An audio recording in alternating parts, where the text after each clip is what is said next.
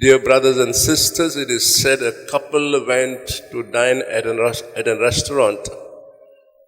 And as they made their place to the table, the wife began to look around, look at the table, and she made this comment. Look at the tablecloth, it is so crumpled.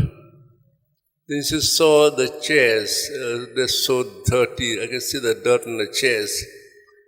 And then the waiter came in with the menu card. And they both sat and began to read the menu card.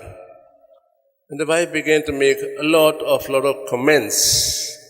Look at the menu one side and look at the prices. So high, exorbitant. Who can eat all this, such high prices? Her husband looked behind and saw people watching. He listening. And he told, and he made this comment, my wife is doing her PhD. Then the person who heard on him said, what PhD is she doing? And the man told, she is doing PhD in finding excuses.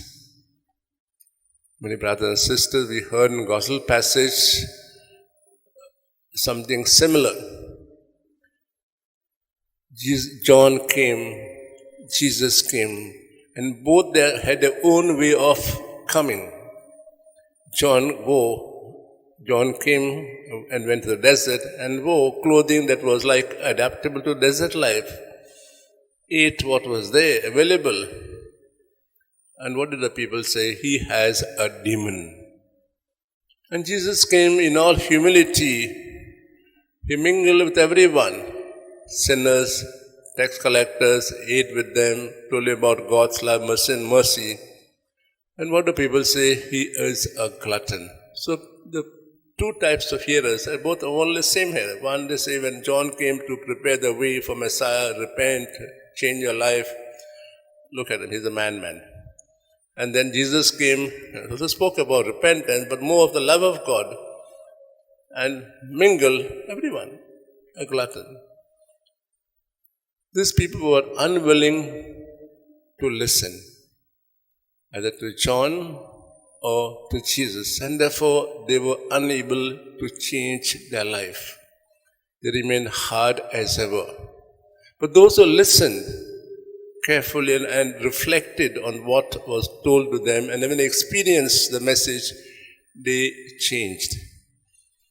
Season of Advent is the time to listen. To listen what the Lord is telling us at this time, or in this course of, as we prepare ourselves, the great event that transformed in a way the entire world. But we need to sit.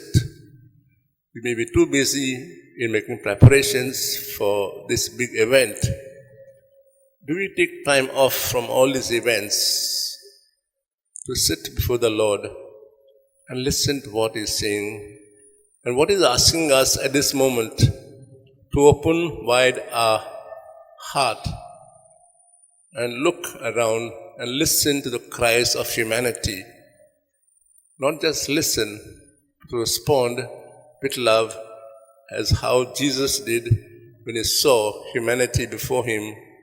When He saw the Father's face crumpled, disfigured, and in pain, agony, and He went out and responded to their needs.